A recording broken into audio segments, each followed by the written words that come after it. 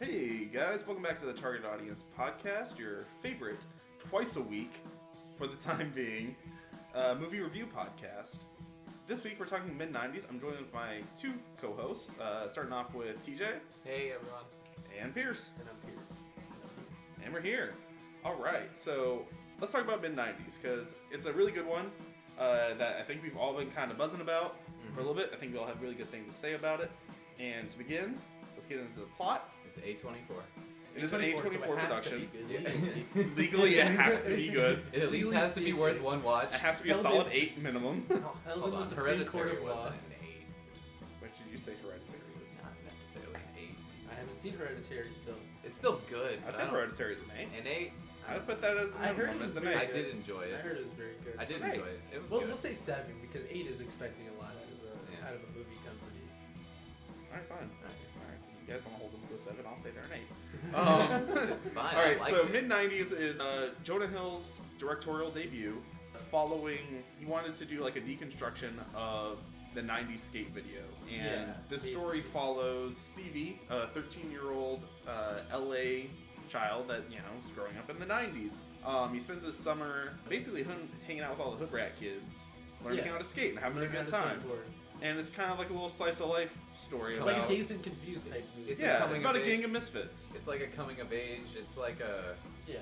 not as Dazed and Confused. Yeah, you have but Dazed and mixed with Confused like for the 70s. but Everybody wants some for the 80s. kind of and like have mid-90s. yeah, but this also has like it's reminiscent of It has things a lot more also of a like serious... like Yeah, kids. okay. This one's a little more gritty than. I'd say it's like I'd Dazed say and it's close to Confused. like kids meets like a hint of like Lords of Dogtown. See, it's funny that you mentioned kids, Harmony Korine's in it for like 2 Harmony seconds. Korine's in it for about 2 seconds, and also Jonah Hill cited kids as one of his Obviously, main and it's very You can inspirations tell for it's this movie. you can tell it's an influence, and Yeah. I think that and Sandlot were the two big names and I I think recognized.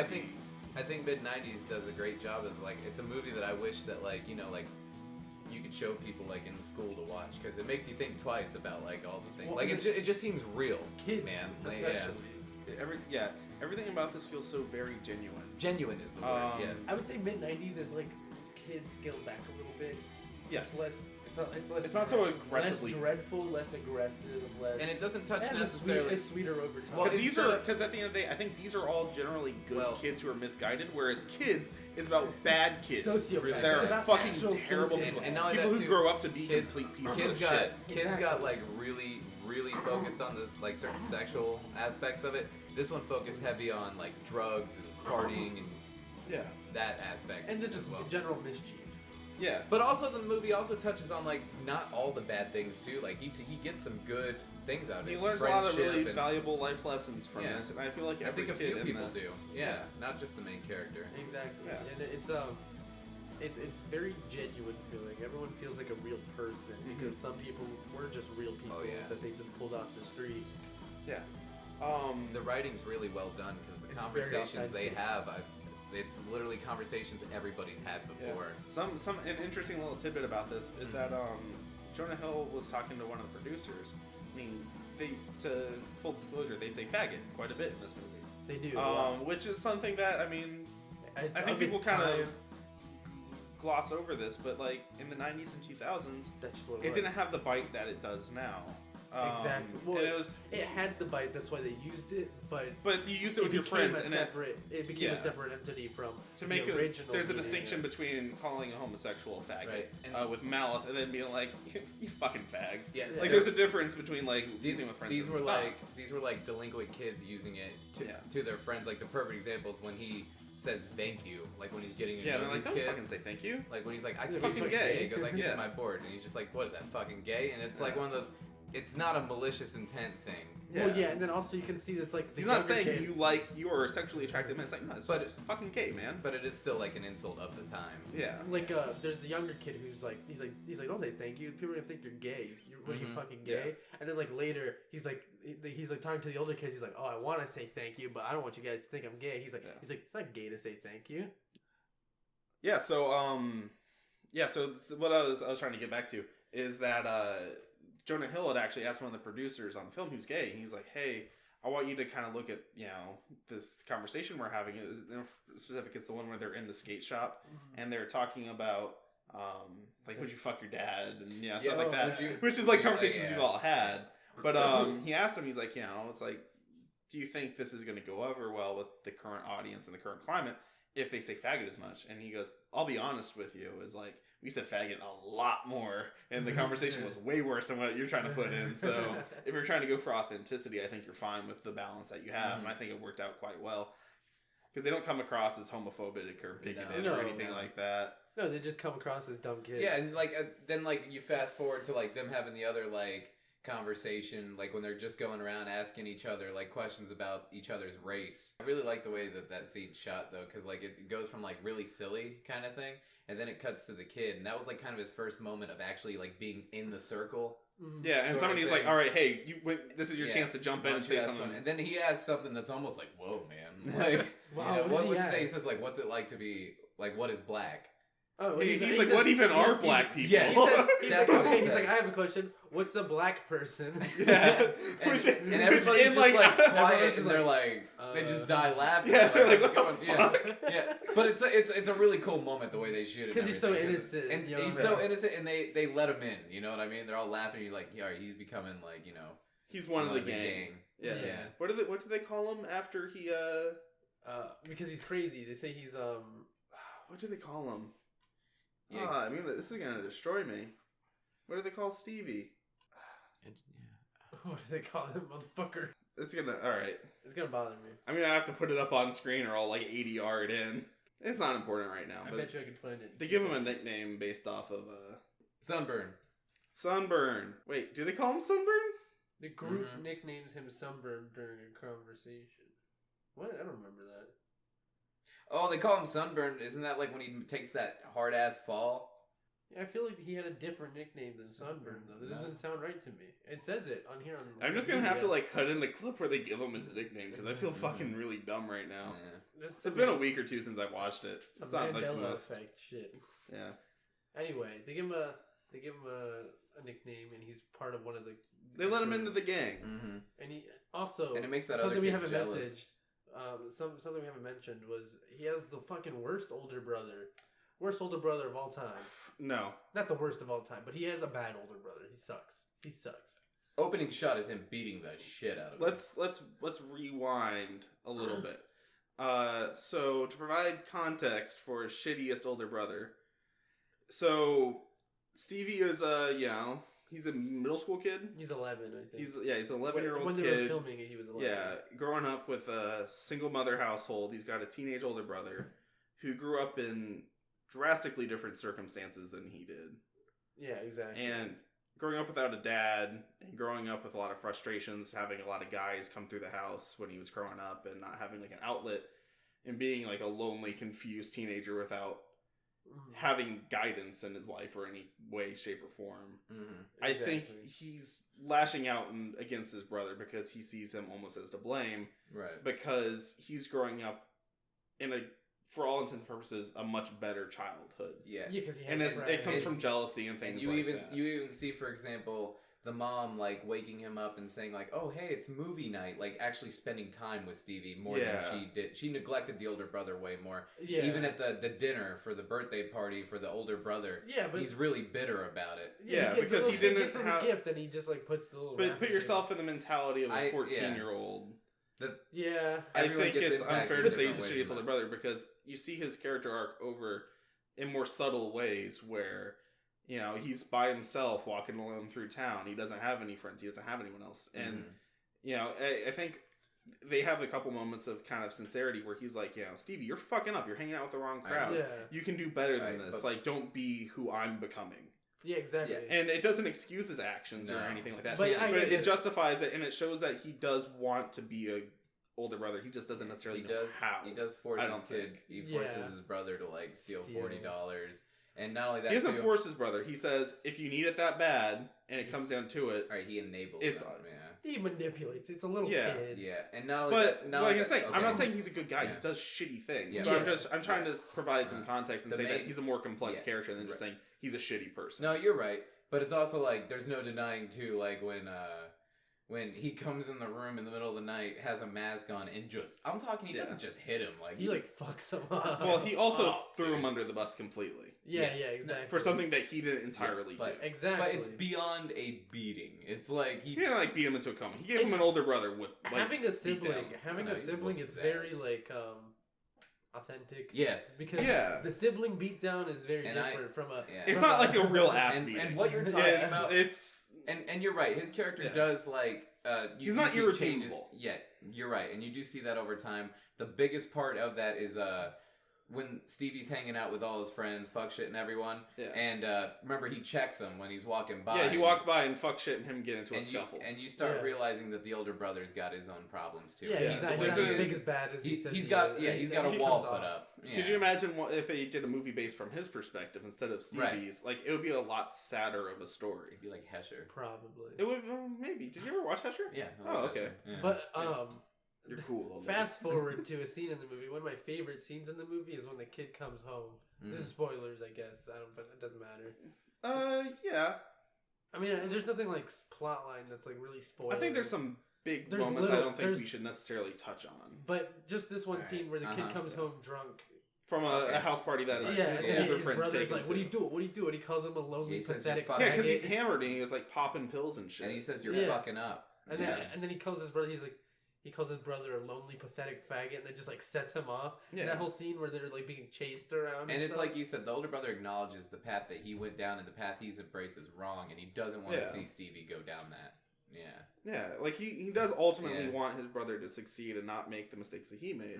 And I think there's a lot of complexity to all the characters. Yeah, they all feel very genuine because of that. And the thing with Stevie too, that it actually like strikes you like I like that they included it, and it's really intense though. But there's certain moments where Stevie, like when he throws tantrums or like gets really sad. He's an 11-year-old. He does that. Yeah, but to see an 11-year-old do some of the things that he does, like the self harm, like when he starts hitting himself.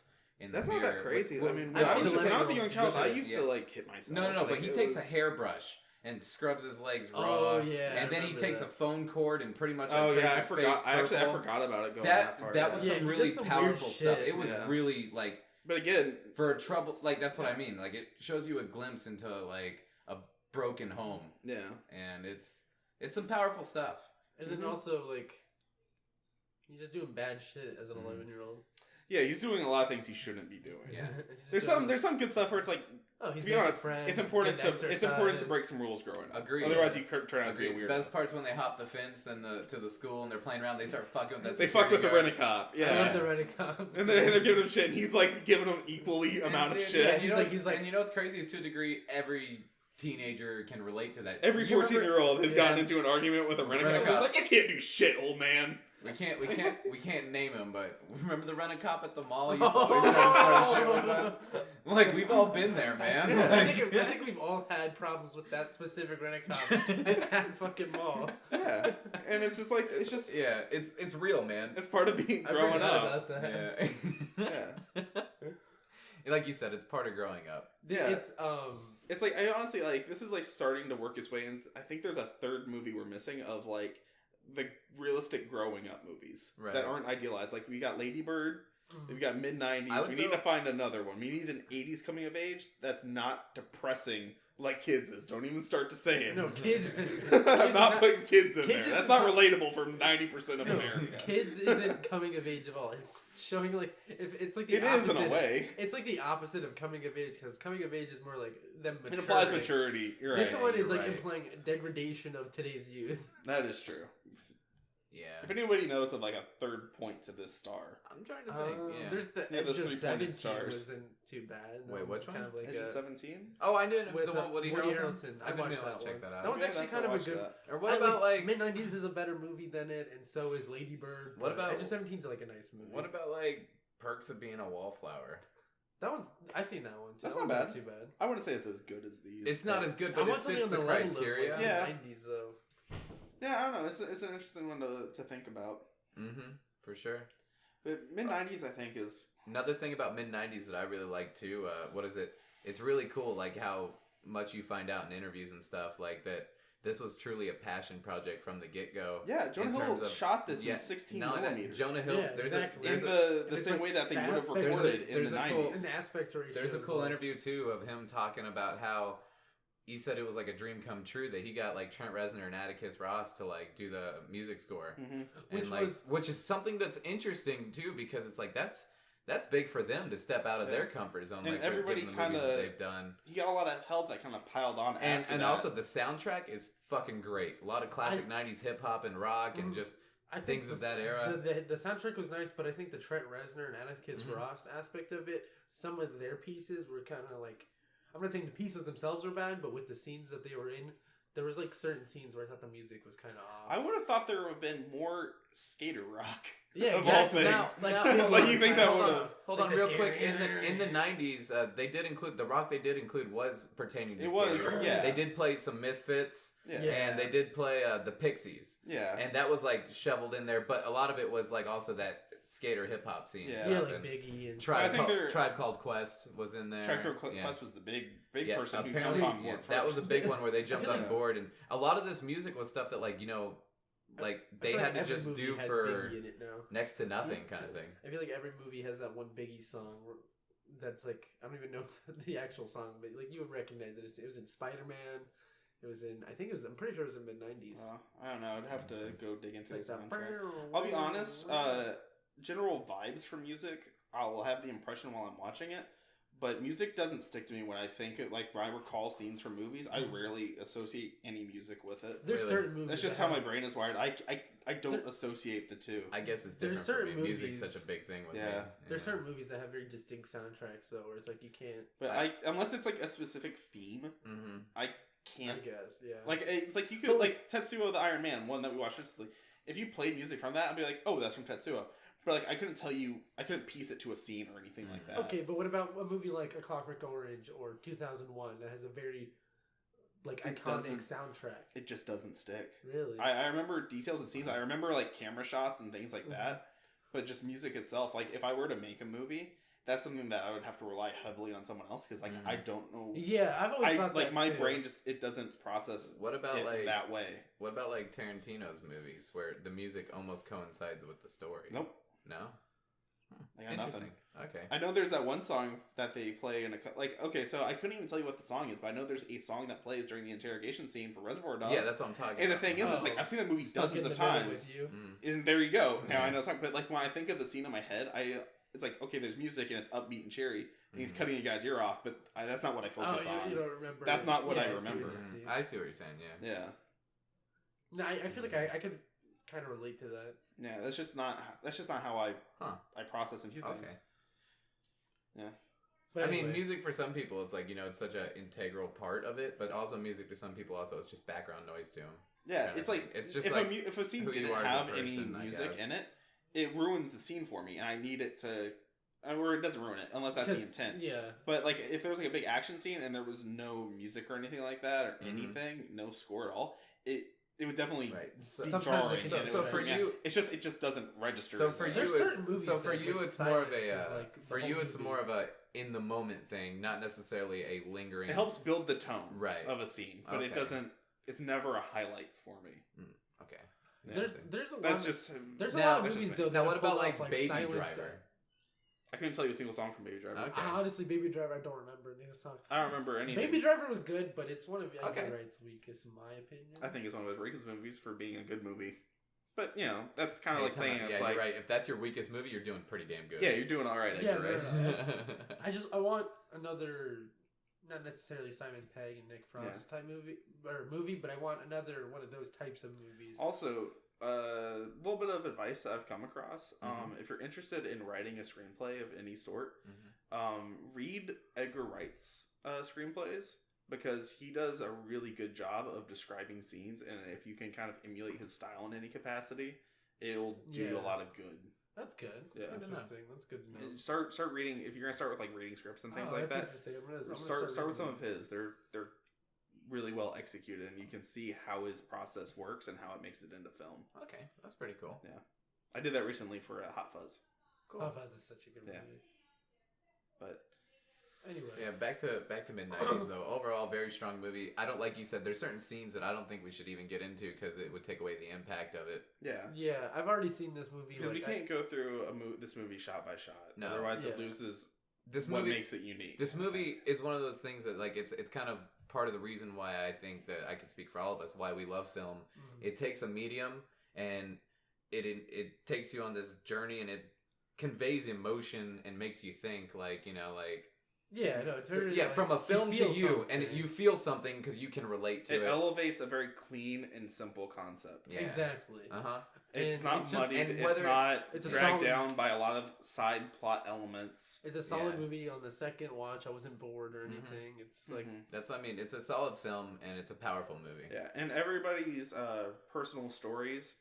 It follows the narrative of Stevie, the young kid, and all of its ancillary supporting characters.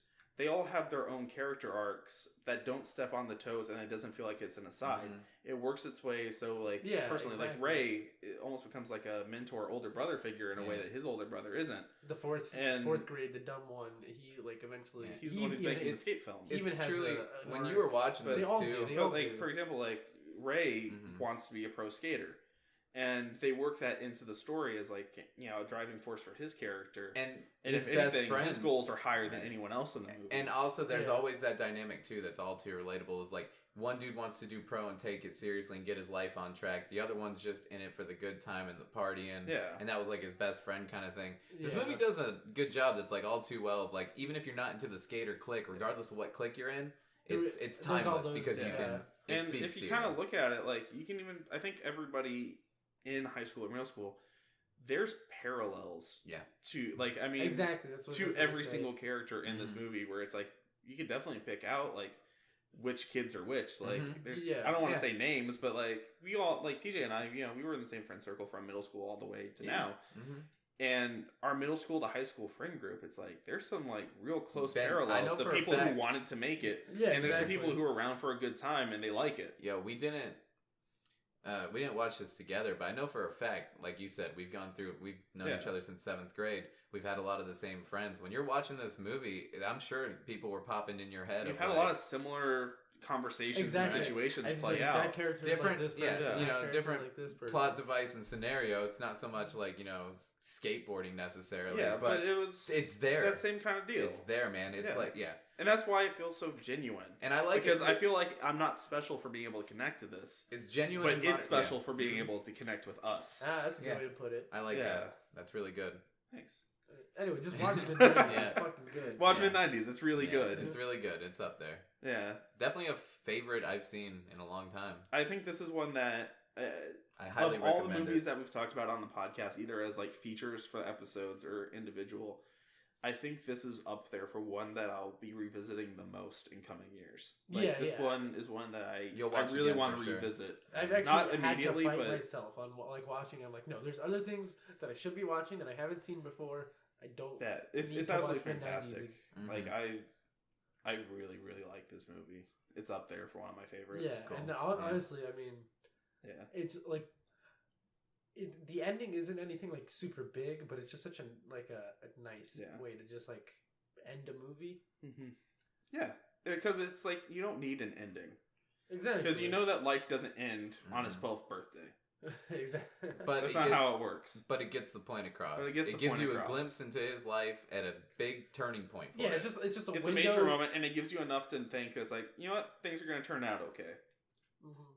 Yeah, you're not sure. Not for everybody, but things are gonna move forward, and they're gonna come away from things. It's learning a lesson. Everyone's a better person at the end of the movie than right. they were when they started You're the right. movie. I think that's what's cool is there's a untouched level of realism to it that you don't see. And it's not trying to jam a moral down your throat. I think it sounds like we're kind of dancing around a world, but there's not one. Actually, that's what I liked about the movie is it showed like you just said, it doesn't try to have this. It's more what's right or wrong. It's just showing you. Just that's how life is.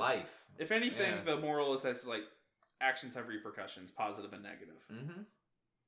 Yeah, cause and effect. I feel like cause and effect's a big theme. Yeah. Yeah. No, it makes you think. Yeah, it's just I don't know. Watch Mid90s. Yeah, highly recommend it. This is a talker. This is one where you can watch it, and I think most people, maybe an older generation, might not feel it as similarly as we do. I feel just like because maybe I feel our parents would, but the generation before that maybe wouldn't. Maybe. Because our parents were probably the rebellious generation. The generation before that is more like was a little. Every generation has a rebellious rebellious generation. Think about the John Hughes movies, like The Breakfast Club and stuff. It still has things that. Think are about relatable Under the no Silver matter Lake. what. Yeah. every generation thinks they're the rebellious generation. Yeah. Well, no, not necessarily being the rebellious generation, but like the 80s and 90s. That was kind of like a. That's like when our parents were like adults. Yeah, I think it was the backswing of the counterculture era. Yeah, 80s was the peak, and then 90s took it its own different direction with more grungy, and that shows with the skater kids, right? You know, which is kind of what this is like. In a weird way, it's like I don't know about you, Pierce, but for TJ and I, it's like we weren't the skater kids, but it's like we were definitely in that circle. We knew the people. Yeah, but yeah, like sure. that. Exactly. That's. I mean, I'm not. I hung out with a lot of skate kids. I'm not. Yeah, they did too. I know Jared and Pierce. Yeah, because I know Jared. He had a skateboard, and then and I know he was like a mildly enthusiast. You know, a mild enthusiast. About it. Over in Tampa at the Bro Bowl, that spot was fucking massive. They was like all the characters at Mid90s are just existing in real life. Yeah, right just like visually and like character wise. Yeah. It's because I think like because also what's funny is because the fashion has kind of recycled from the 90s lately. Yeah. So if you go to the Tampa skate park, like Bro Bowl, the outdoor one, it just kind of looks like a scene from Mid90s. Yeah. I think skateboarding is so closely tied to like the cultural identity of the 90s. We're gonna have to just get Pierce to like write a movie called like early 2000s. Early 2000s. And it'll be that coming of age movie era. 2010s. Well, no, you get the early 2000s. He gets the later 2000s. I would get it late 2000s. The movie's called Late 2000s to Early 2010s. Yep. Because like we were kids. Like 2001, we were in 3rd grade. No, right. Around there. Mm-hmm. So it's like, but Pierce was like an infant. Yeah, I was like, I wouldn't. We had Pokemania. He didn't. The kid. Well, there was kids who had in my age. I think you underestimate how huge Pokemon was when we were in like early elementary. But it was unbelievable. And it was like, we caught the end of the 90s too, to where we could start remembering things like a lot of the stuff in this movie. It's like technically we're 90s kids, but like we associate with more of the later stuff. Yeah, real quick though, a lot of this stuff though, like Beetleborgs. A lot of the portraits they paint in this movie, like a lot of the shots of like what was cool then and stuff. We caught the end of that, and I do remember it. We were the beginning of the generation where kids had cell phones. Yeah. Whereas, like, it was almost, I think, kind of a given by the time you were in, like, middle school and high school. Like, most kids probably had them, right? In middle school, that's when most kids started having them. Elementary school was more taboo. But in middle school, like, basically everyone had one. I didn't get one until, like, 8th grade. I didn't get one until high school, really. I had a burner phone in middle school, but it wasn't really, I didn't even get a burner. I should have thought about just buying myself a burner as a kid if I wanted a cell phone so badly. But like when we were a kid, like we used to think unlimited texting was like the hottest shit. We used to think it was funny to like waste each other's minutes. Yeah, it was so weirdly different. Quit texting me. Yeah, now it's like 10 cents a message. Now it's just like unlimited is like implied whenever you get a phone plan. Do you think kids get made fun of for not having like unlimited data now? I'm sure. Is that like the new thing? This bitch got a track phone. How many minutes you got? Oh, I know kids are definitely. People were getting made fun of for having track phones when we were in high school. Exactly. But all right, yeah, watch Mid90s. Captain America is a track phone, or no, one of those burners. That's because he's using it to deal drugs.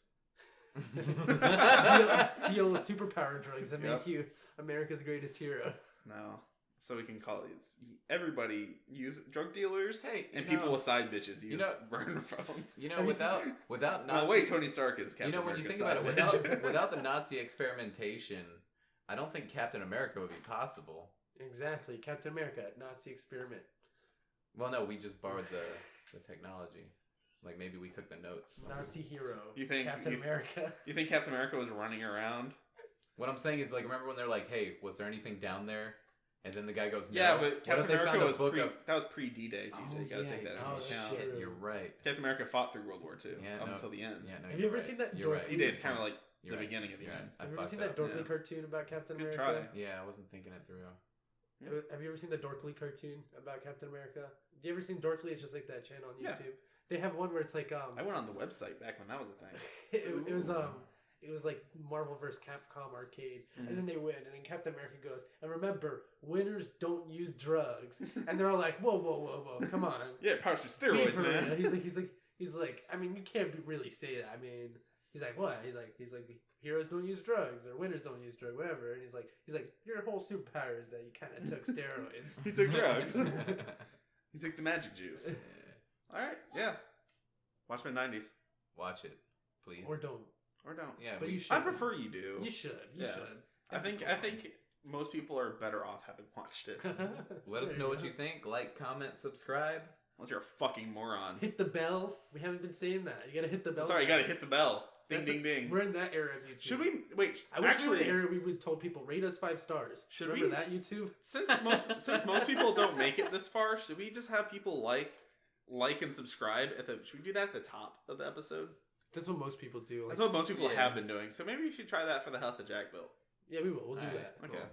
But I wish we were in the era of YouTube where we rate 5 stars.